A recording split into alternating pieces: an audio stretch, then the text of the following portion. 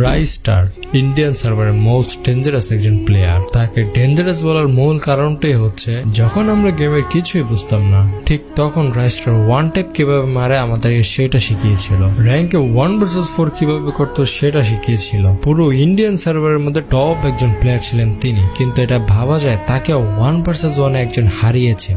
1 match না 2 match না টানা তিনটা ম্যাচটা যদি 4 vs 4 হতো তাহলে বিষয়টা অন্যরকম থাকতো, কিন্তু 1 vs 1 তাকে হারিয়েছে, তাহলে বুঝতেও পারতেছেন অপোনেন্ট প্লেয়ার কত ভালো খেলতো। আর সে শুধু ভালোই খেলতো না, সে একজন স্পোর্টস প্লেয়ার বলে কথা। কিন্তু এটা আদৌ কি সম্ভব রাইস্টারকে 1 vs 1 হারিয়ে দেওয়া? এটা কি মুখের কথা? যেই রাইস্টার কিনা মেনা সার্ভারের বিএনএল বিটুকে ভিনসেন্টের সাথে 1 vs 1 করে টক্কর দেয় তাদেরকে, আর সেই রাইস্টারকে 1 vs 1 একজন স্পোর্টস প্লেয়ার হারিয়ে দিয়েছে, তাও 3 ম্যাচ। কে সেই প্লেয়ারটা, কি তার নাম, কি তার পরিচয়? কমেন্টে অবশ্যই জানিয়ে যাবেন।